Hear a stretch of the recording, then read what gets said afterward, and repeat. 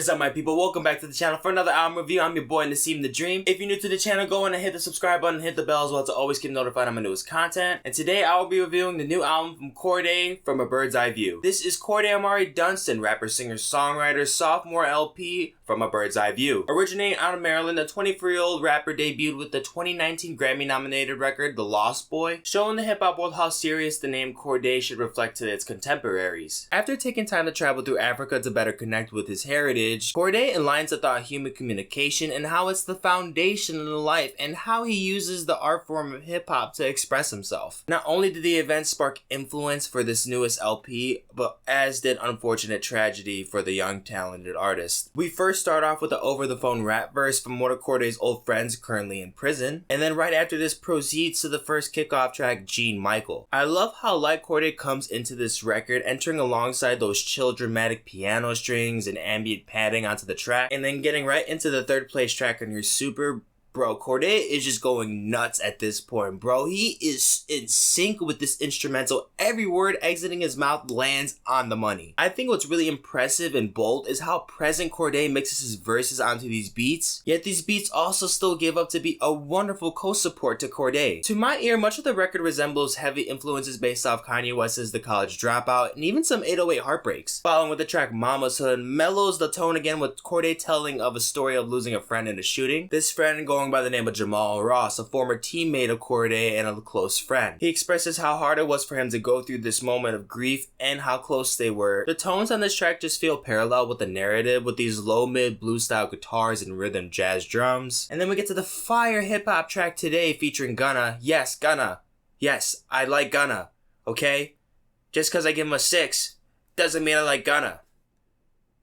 And then have Cordae rapping slightly offset onto these high-pitched horns and hard-hitting 808s. Sinister features a heavy flow of hip-hop lyrics with Cordae and Lil Wayne flowing with ease across this low bass-driven instrumental. But then one of the most interesting highlights on the whole record comes from the song Chronicles featuring Lil Durk and H.E.R. What's really surprising is how great these harmonies are from Cordae. They're layered so well that I didn't even recognize his voice at first. I honestly thought this was like a secret Ty Dolla $ign feature. Loved her singing on this track, and I also thought that Lil Durk had something to bring to the table. Easily one of the best songs on the whole record comes from the song Champagne Glasses featuring Freddie, Gibbs, and the one and only Stevie Wonder. I thought this track featured some of the best sampling onto the album. I loved how much the spotlight gave to these instrumentals at the end of the track as well as I thought Cordae brought a strong and cohesive conclusion with the track Westlake High, but with also a last word from Cordae sharing with the listener of what inspired this record, giving a shout out to his grandmother who had passed away, and also dedicating himself to stay true to his music as long as he chooses. Then we're gifted with 2 extra tracks, the first one being a remix of his late 2020 release The Parables, this time with a feature from the legendary Detroit MC Marshall Mathers himself, Eminem. I already loved this track off of the release and still to this day, and adding Eminem's verse on here made this just insanely over the top. As much as I think there's some great poetics on this record, not only from Cordae but some of his features as well, this one debatably has the top of the piece. Then the final bonus track, Gifted, featuring Roddy and Clemons, which is basically a modern melodic rap style track that I wouldn't say possesses any negatives, but at the same time I can't say that I love this song as much as the other did some of the biggest highlights for this record. So for a summary, when it comes to after the listen of this record, I'd say this LP is a great addition to Cordae's discography. Cordae makes a wonderful making of a suitable sequel to his debut solo record, but I really wanted to take a moment to appreciate what Cordae has really crafted into the purpose of this LP, and between From Now to his debut record, how much has changed and how much he has learned and grown. Traveling around Africa while submerging into black literature and even grieving over a tragic loss of a friend, how bold and mature these times have really affected Cordae and how he's chose to express himself from the heart. With this record, there really isn't anything major to pinpoint that marks as a defect to the project or just a flaw in general. This is a record, in my opinion, that's more based off perspective and personal taste, but I can confidently say that this album has made me appreciate Cordae more and more and what he has to offer in his art of hip-hop, what hip-hop literally means to him, what the communication aspect means to him, and what the underlying meaning of what he really wants to present in his art, the foundation of hip-hop, what it means to him,